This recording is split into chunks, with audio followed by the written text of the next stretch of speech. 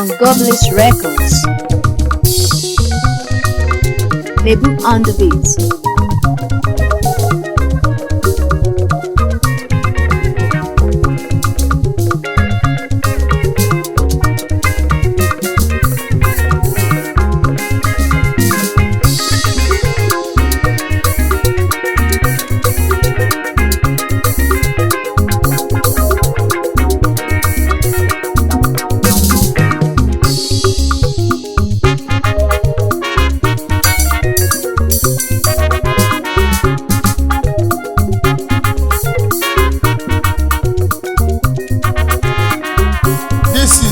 Special tribute for my dear father, Mr. Bernard Anikweze Anidebe. Alele.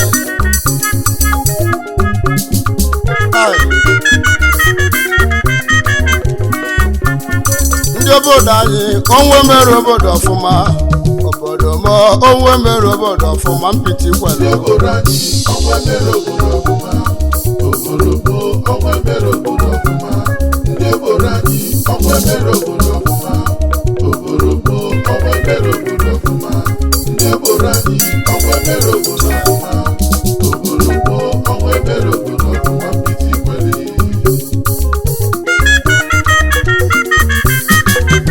Ezinna Nyadeba asị m ka mkpụrụ obi gị zulike na ndokwa ga ka ịbụrụ anya anyị na be mmụọ ka anyị nwabụrụ anya gị n'ụwa alele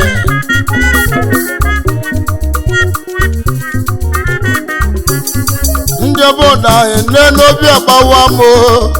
alile bụ ụmụnne ti egwu a onwe bugo papa m Bernard Anidebe ụdị abụkoji naba anyị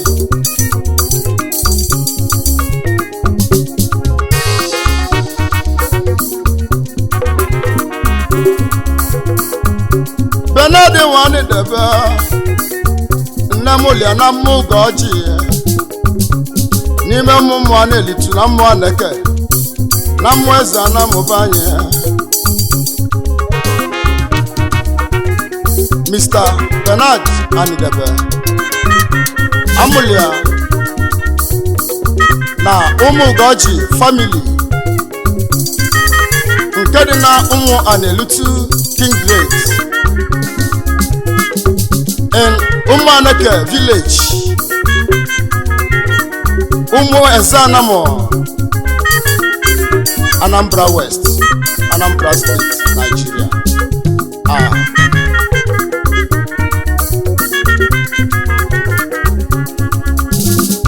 Mama mụrụ Bernard Anidebe n'arọ 1952. Mụọ ya ka eji amụọ kenwa. Mụọ ya ka eji amụọ nnekwu nwa.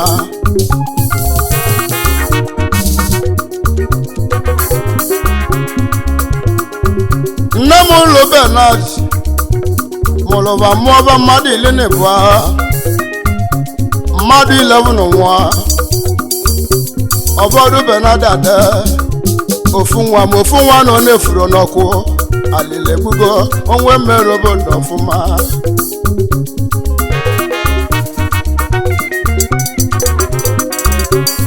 ndị obodo anyị onwe mere obodo ọfụma obodo ma onwe mere obodo ọfụma alụ mere obodo anyị onwe mere obodo ọfụma obodo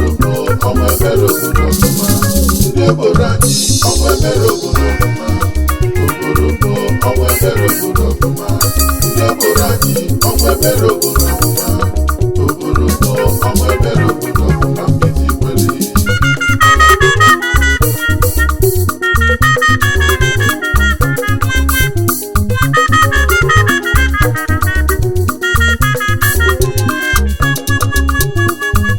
papa m Alord wee toba o toro n'efesi ndị ukenu bancha niile na-ebubu aba Benada Alord na bazia na ndokwa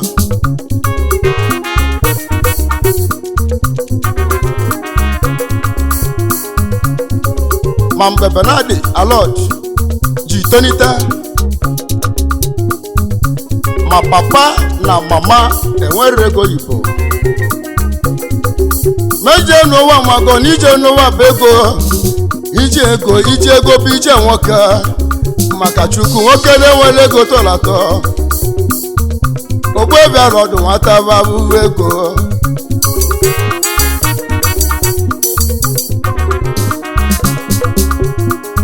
Ogbuefi Anikweze Anidebe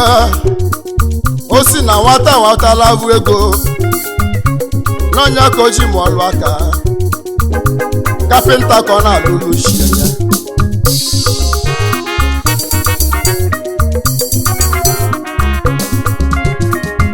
Benadi Anidebe na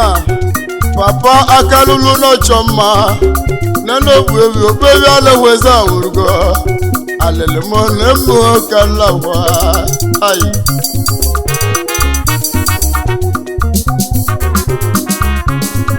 Jobi n'igwe onwe mere obodo ọfụma Chukwu oke mo onwe mere obodo ọfụma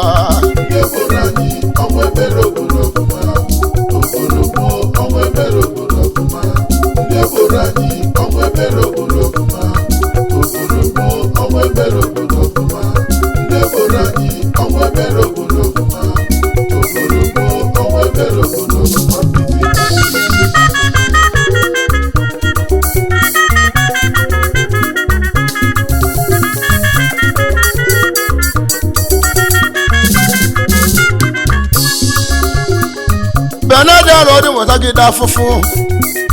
ọtọgidela afụfụ lu n'enu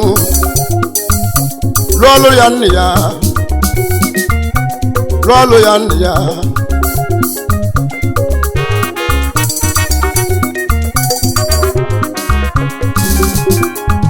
mgbe mmibe ya na-akpọ ọkada papa m golu mechin double exhaust gosi ego wee sikwa papa m Alord nnekwute nwoke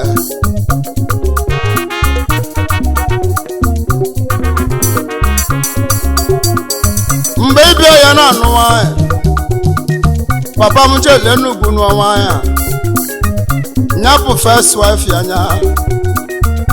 Ogbuefi Alord nnekwute nwoke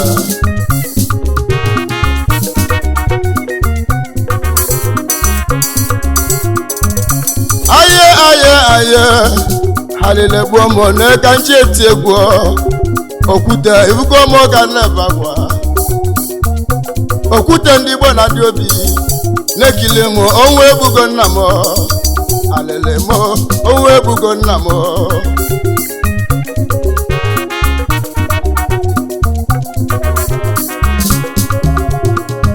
kanopi m ji kpuchi onwe m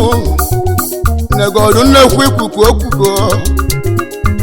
bụrụ kanopi ahụ gbawazịa ezi n'ibe mmemme ndị be ya oyi atụgbuo m ndukenu achụ ọgọ m sị nna m kava na-achụgo ebulu kanopi ahụ gbanyere onwe mere obodo ọfụma obodo mmụọ onwe mere obodo ọfụma alụmele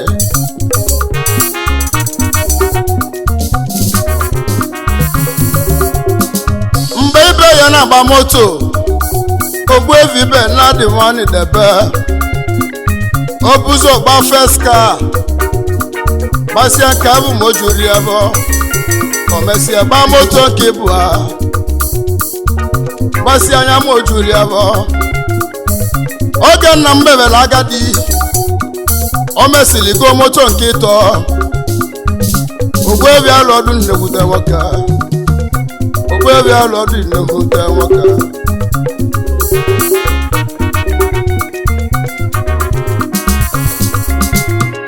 akele mmụọ na-ekelewu alụsi ọ ga-alụsi n'ozekwa ihe amenanya gị ngwa na-egodu na onye tela ụzụ nwaka ya n'oli eze akụ nwa na beju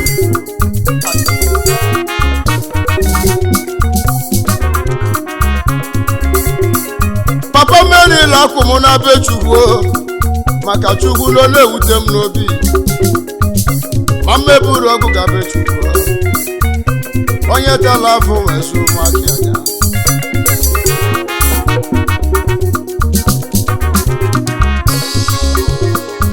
akịlị mmụọ na-eke biko ọgwụ ewuru na papa mma nwụrụgo ọnwụ mama kara onwe kpata ego ekwekwana ka nne m nwụrụ ma mewerela na mama m ya eli akụ mụ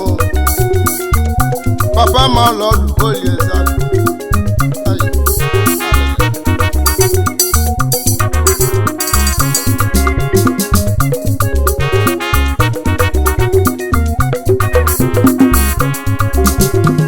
Bernard Anidebe Alord onye nwowa alele even se ka mkpụrụ obi gị zuru ike na beju gbala anyị ọgwụ nna na-agbala nwa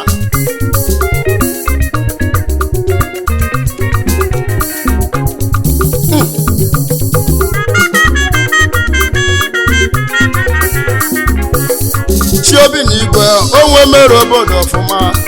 alelimo onwe mere obodo ọfụma alụmele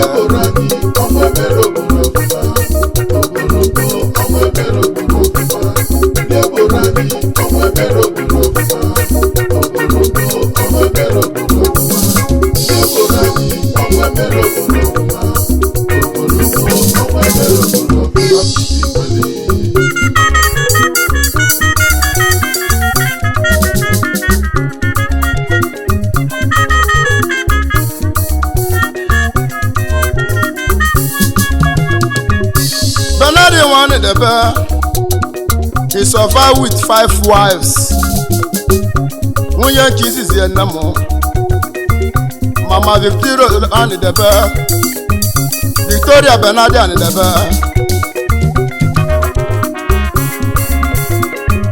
Mama mu Victoria kwagodi legodu ni nwanya ajaduwa Chukwu ekwene ka ọnwụrụ ọnwụrụ Mama enwere ego Igbo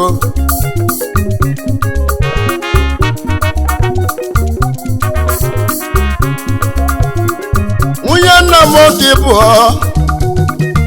ya bụ mama m uche ọba onye mụlụ nwa ya elilila aka nwe ya Chukwu negodu na nwanyị ajadụ Olise ewekwene ka ọnwụrụ ọnwụ ma ya nwere akụ Chukwu obiọma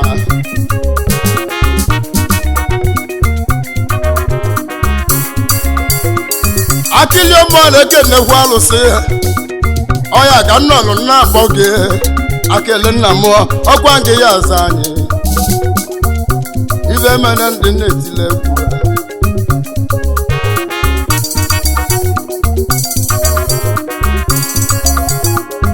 nwunye nna m nkịtọ ada nya bụ ada nni anya Caroline nwanyị ọma Caroline mama Ifeanyị Chukwu nemo ka nleti ego nemo ka nleti Chukwu kere ụwa biko Chukwu chekwa na ada nni ya Caroline nwunye Alord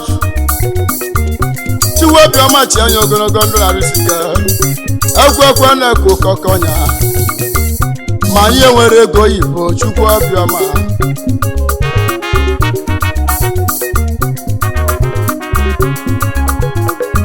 nwunye nna m nkịtọ ya bụ nwa amaka mma the fourth one nwa amaka bụ ya mịata ka mkpụrụ obi ezu ike na ndokwe Chukwu nwa amaka mkpụrụ obi ka izu ike ya bụ mama ọbalị m aye onwe mere obodo ọfụma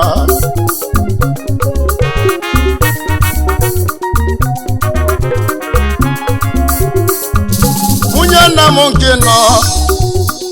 nwa maka mkpụ obi gị izu ike na ndokwa ụdị abụ ka echivu elu onwe mere obodo ọfụma papa m Alord nwụrụsi ọnwụ o toro ka gwa maka nwụrụgbu ọnwụ ọ bụrụ bụrụ ka o si bụrụ mmasị Chukwu ọ bụrụ ka o si bụrụ mmasị Chukwu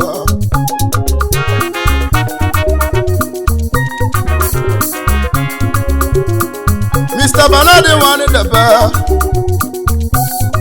ayi mo nyanu tale ma pambo ifoma Bernard Anidebe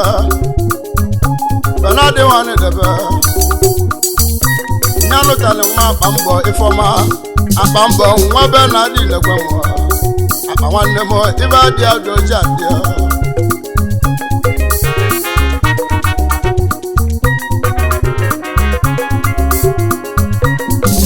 they survive with 28 living children, both male and female. If any namomolo namo bago ta, agamago na ya lona.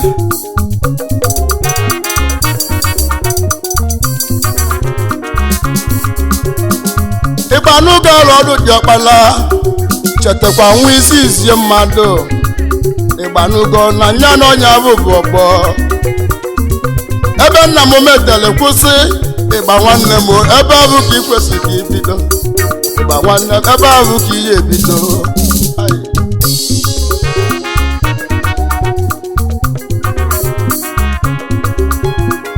Igbanugo Alord nwanne m ịgbachetakwa na ọ bụ nke bụ diọkpala aye kaje kene tuje ku nwanne m osiga bịa siga nwa Lord nwanne m osiga bịa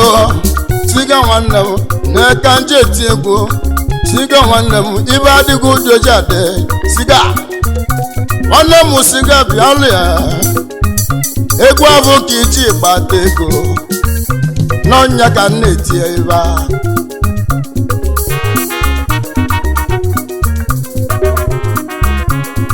Alilegbo mo onwe mere obodo ọfụma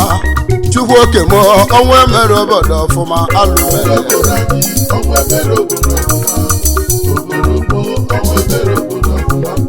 Chiobi n'igwe onwe mere obodo ọfụma ụwa mo onwe mere obodo ọfụma alụmere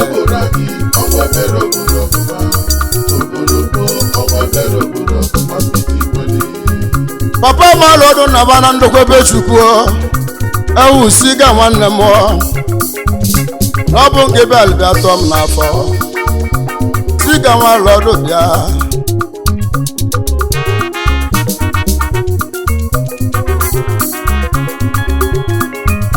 n'ọbụ nke bịa bịa tọọ m n'afọ nwanne m siga bịagodo egwu abụ ka iji gbata ego ya ka m na-ekwu Emeka ebe na-adị egwu mmanwụ Emeka ebe na-adị n'eti egwu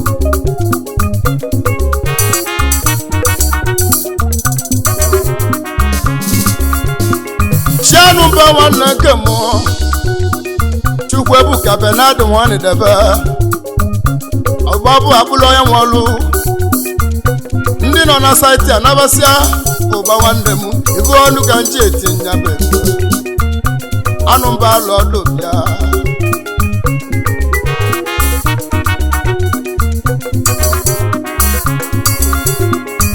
nwanne m sasị bịa onye ka Chukwu Bernard Anidebe sasị nwanne m ibe adịa udoja dị sasị unu nwere mkpume tie n'obu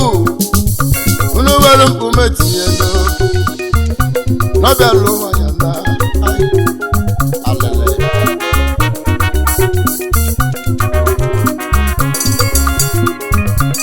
mmụọ Alord niile mmụọ Bernard Anidebe niile na-ekwu unu nwere mkpume tinye n'obi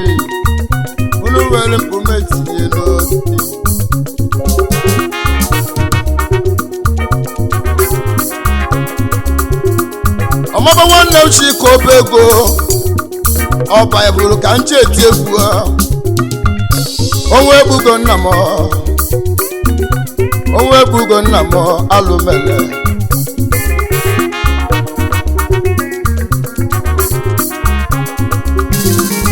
Kanje kene Chinoso eche give English money no so mandem iba dia ko jade Chinoso onwe mere obodo fuma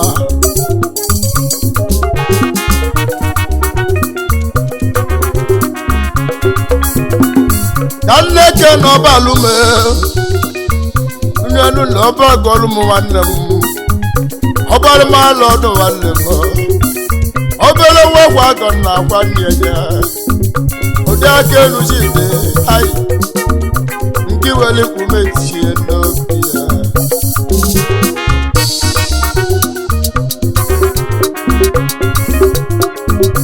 obele wa balembe obele webe ga kwa na ba kwa na wele kumeti eno bi obalum ngi wele kumeti eno bi obalum alo do mamula nemu kan no neto kanje kene bai wandem ibai banada ndebe ibai shigozi ayi ibai banada wani debe wandem mo ayi don so bia ayi onemu chikwe meligo chikwe melia ifani ni wanke mo odi abu ko jide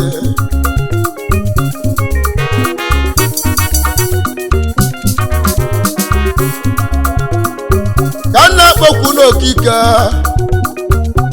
okike banadu wani debe okike wande kemada okike wande kemada obele nwa kwa god la kwa ndiye okike wande kebo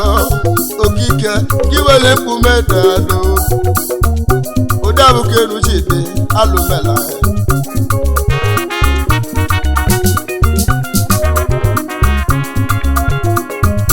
kanje ke na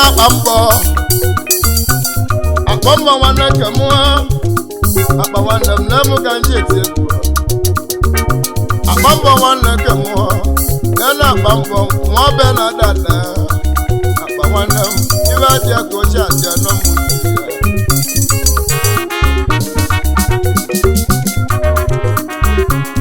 chobi ni gba onwe mere obodo fuma ma onwe mere obodo fuma Yoborani onwe mere obodo fuma onwe mere obodo fuma arobi na agwo onwe mere obodo fuma ugoke mo onwe mere obodo fuma piti kwele Yoborani onwe mere obodo fuma onwe mere obodo fuma piti kwele mmube na dị nina mandi na kpọrọ baba mpababa mmadụ si echiri mandi na kpọrọ baba ibe mma na chike lụwa ya echekwa anyị ncha unu weli mkpume tinye si ya n'obe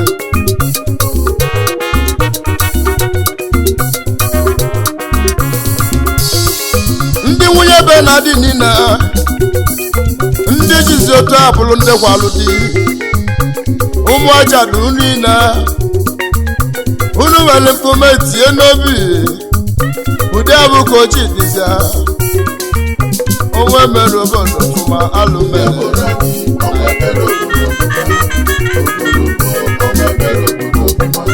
chiobi n'igwe onwe mere obodo fụma ma onwe mere obodo fụma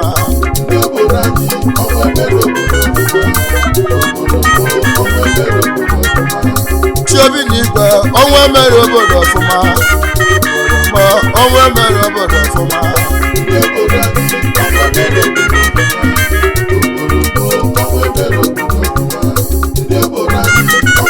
Music on Jobless Records. Nebu on the beats.